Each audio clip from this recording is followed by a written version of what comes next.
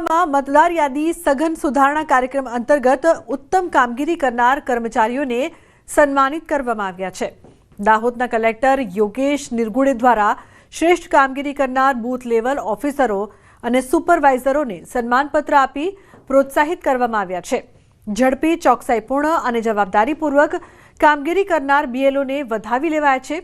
આ કાર્યક્રમ દરમિયાન બીએલઓ સહિતની ટીમે પોતાના અનુભવ શેર કર્યા અને ભવિષ્યમાં વધુ અસરકારક કામગીરી કરવાનો સંકલ્પ વ્યક્ત કર્યો।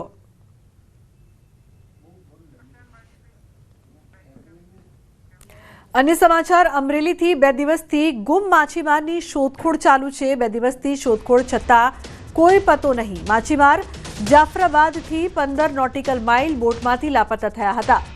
કોળી સમાજના માછીમાર બોટ એસોસિએશન પ્રમુખ હમીરભાઈ સોલંકી તેમજ આગેવાનો અને પરિવાર દ્વારા ધારાસભ્ય હીરાભાઈ સોલંકીને રજૂઆત કરાઈ છે। તો ધારાસભ્ય હીરાભાઈ સોલંકી દ્વારા તાત્કાલિક મરીન બોટની વ્યવસ્થા કરાવી દરિયાઈ કાંઠા વિસ્તારમાં લાપતા યુવાનની શોધખોળ ચાલુ કરાઈ છે। રાજન જોડાયા છે ફોનલાઈન પર વધુ માહિતી આપવા માટે। રાજન, શું વધુ વિગતો પ્રાપ્ત થઈ રહી છે આ સમગ્ર મામલે? લુબના જાફરાબાદના યશવંતભાઈ બારૈયા નામના માછીમાર છેલ્લા 2 દિવસથી સમુદ્રમાં લાપતા છે। માછીમારી કરવા ગયા બાદ અકસ્માતે તેઓ સમુદ્રમાં લાપતા થયા છે। હજુ સુધી તેમની કોઈ ભાળ ન મળતા પરિવારમાં પણ શોકનો માહોલ છે।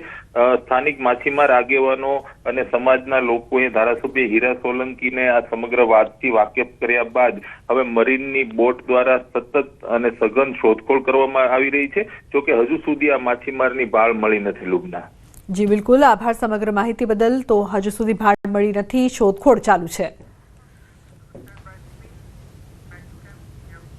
મહેસાણાના વિજાપુરમાં 8 વર્ષની બાળકીને ઇન્જેક્શન આપવાનો મામલો ન્યાયની માંગ સાથે જૂના બજાર, ટાવર બજારથી ખત્રીકુવા સુધીનો વિસ્તાર બંધ રાખવામાં આવ્યો છે। આરોપીની ઓળખ કરીને ધરપકડ કરવાની માંગ કરવામાં આવી છે।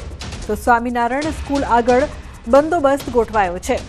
ઉલ્લેખનીય છે કે 8 વર્ષની બાળકીને ઇન્જેક્શન આપવામાં આવ્યું હતું, જે બાદ આરોપીની ઓળખ કરીને ધરપકડની માંગ કરવામાં આવી છે। કેતન જોડાયા છે ફોનલાઈન પર વધુ માહિતી આપવા માટે। કેતન, આ સમગ્ર ચોંકાવનારો મામલો જે પ્રકારથી સામે આવ્યો હતો, તો શું વધુ અપડેટ છે? શું આરોપીની ધરપકડ કરવામાં આવી છે ખરી? ચોક્કસથી જણાવી દઉં કે વિજાપુરમાં 8 વર્ષની બાળકીને ઇન્જેક્શન આપવા મામલે હાલમાં જે મામલો હોય છે તે ગરમાઈ રહ્યો છે। આજ રોજ વિજાપુર ખાતે ન્યાયની માંગ સાથે જૂના બજાર, ટાવર બજાર, ખત્રીકુવા જે વિસ્તાર હોય છે તે બંધ રાખવામાં આવ્યો હતો। આરોપોની ઓળખ કરી અને ધરપકડની જે માંગ હોય છે તે માંગ પણ કરવામાં આવી હતી। ઉલ્લેખનીય છે કે ગત રોજ પણ આ જે માંગ હોય છે તેને લઈ જે હોબાળો હોય છે તે જોવા મળ્યો હતો, પરંતુ જે આશ્વાસન મળતા તેમને શાંત પડ્યો હતો। પરંતુ હજી સુધી જે આરોપી ના ઝડપાતા જે માંગ હોય છે તે કરવામાં આવી રહી છે। તો બીજી બાજુ જે સ્કૂલ છે ત્યાં પણ પોલીસ બંદોબસ્ત હોય છે આપવામાં આવ્યો છે। જી બિલકુલ કેતન, આભાર સમગ્ર માહિતી બદલ। તો માંગ છે તે વધુ ઉગ્ર બની રહી છે। એમએલએ જિગ્નેશ મેવાણીના નિવેદન પર ભાજપની પ્રતિક્રિયા સામે આવી છે। મેવાણીએ વિવેકપૂર્ણ રજૂઆત કરવી જોઈએ, યોગ્ય ફોરમમાં રજૂઆત કરે તો પરિણામ આવે। ગુજરાત પોલીસને બદનામ કરવાનું નિવેદન આપ્યું। તમામ પ્રોફેશનમાં 1-2% લોકો ખરાબ હોય, પોલીસમાં આવા હશે પણ આખી ફોર્સને બદનામ ન કરાય।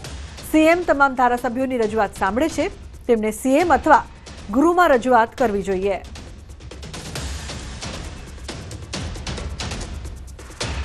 હોઈ શકે દરેક પ્રોફેશનમાં 1 કે 2% લોકો એવા હોઈ શકે કે જે પ્રોફેશનને અનુરૂપ કામ ન કરતા હોય, તો ત્યાં સામાન્ય ધારાસભ્યશ્રીએ પોતાનો જે મત છે વ્યક્ત કરવો જોઈએ કે એમણે જે પણ કોઈ રજૂઆત કરી છે એ એમને તો અધિકાર આપવામાં આવે છે કે યોગ્ય ફોરમમાં, સચિવાલયની અંદર, ગૃહમાં, ગમે ત્યાં પોતાની યોગ્ય રજૂઆત કરી શકે છે। અને આશા અને અપેક્ષા એ જ છે કે એ પોતાની રજૂઆત કરે અને અમને ખાતરી છે કે જે પ્રમાણે માન્ય મુખ્યમંત્રી શ્રી 182 ધારાસભ્યોની તમામ રજૂઆત સાંભળતા હોય છે એ પ્રમાણે ગુજરાતની જે સરકાર છે કામ કરી રહી છે। અમદાવાદના પૂર્વ વિસ્તારમાં શહેર પોલીસ દ્વારા મિસિંગ ડ્રાઈવ શરૂ કરી 1 મહિનાની ડ્રાઈવમાં પોલીસે 328 લોકોને શોધ્યા। પૂર્વ વિસ્તારમાં 2328 લોકો ગુમ હતા। 15 વર્ષથી ગુમ 6 લોકો અને 10 વર્ષથી ગુમ 17 લોકો મળી આવ્યા છે। 18 વર્ષથી ઓછી ઉંમરની 8 છોકરી અને 13 છોકરા મળી આવ્યા છે। 18 વર્ષથી વધુ ઉંમરના 194 સ્ત્રી અને 113 પુરુષ મળી આવ્યા છે।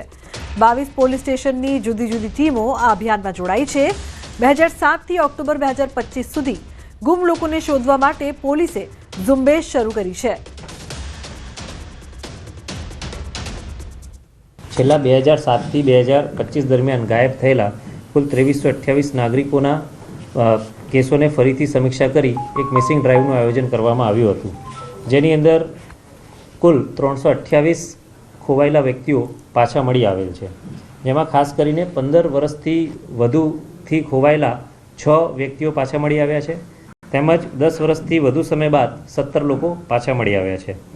આ ઉપરાંત કુલ 328માં 8 છોકરીઓ અને 13 છોકરાઓ જે 18 વર્ષથી ઓછી ઉંમરના છે તે પરત મળી આવ્યા છે અને 194 સ્ત્રીઓ અને 113 પુરુષોનો પણ આ ડ્રાઈવની અંદર પરત મળી આવ્યા છે.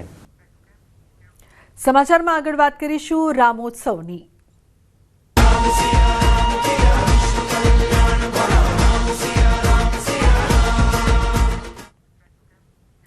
અયોધ્યા રામ મંદિરના શિખર પર પીએમ મોદીના હસ્તે ધ્વજારોહણ કરાયું. અયોધ્યામાં ઇતિહાસ રચાયો છે.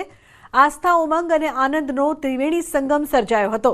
દેશ દુનિયાના કરોડો લોકો આ ઐતિહાસિક ક્ષણની રાહ જોઈ રહ્યા હતા.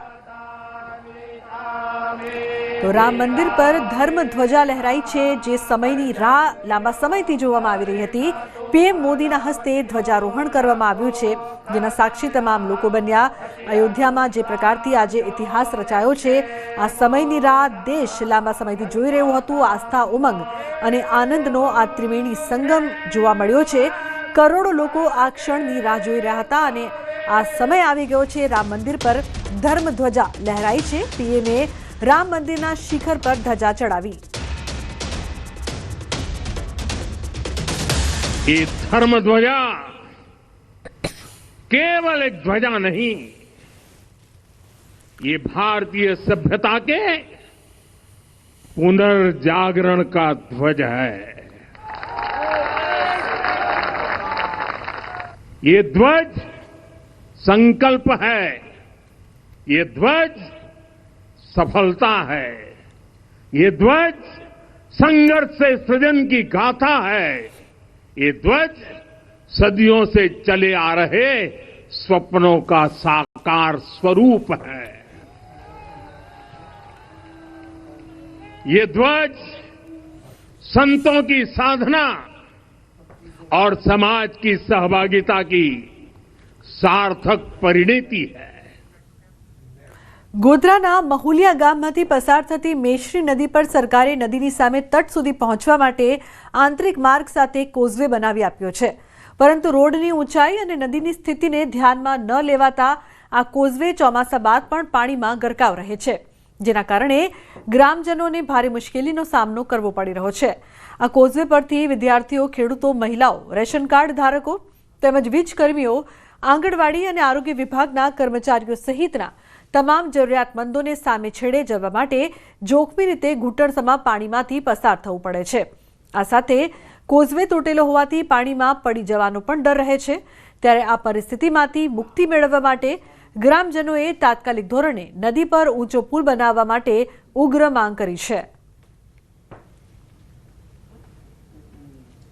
તો અમારે જવા આવવાની બહુ તકલીફ પડે છે, તો ઊંચો પુલ બનાવે તો અમારે જવા આવવાની તકલીફ ના પડે અને બાળકોને વિયરીને જ નીકળવા પડે છે. આગળ બનેલો ચેકડેમ છે એ અમારા રસ્તાથી 2 ફૂટ વધારે ઊંચો છે, એટલે પાણી 2 ફૂટ વધારે ઊંચું છે. એના લીધે બાળકો સ્કૂલમાં જઈ નહીં શકતા અને બાળકો શિક્ષણથી વંચિત રહી ગયા છે. વિદ્યાર્થીઓને અહીંયાથી આવવામાં તકલીફ પડે છે, તેથી હું સરકારશ્રીને વિનંતી કરું છું કે અમારા ગામમાં મોટો બ્રિજ બનાવી આપે, એટલી જ વિનંતી છે. અમે આ કોઝવે પરથી પસાર થઈએ છીએ અને 2-3 વખત મારા મિત્રો આ કોઝવેથી નીચે પણ પડી ગયા છે. તો અમારી સરકારશ્રીને એ જ માંગ છે કે આ કોઝવે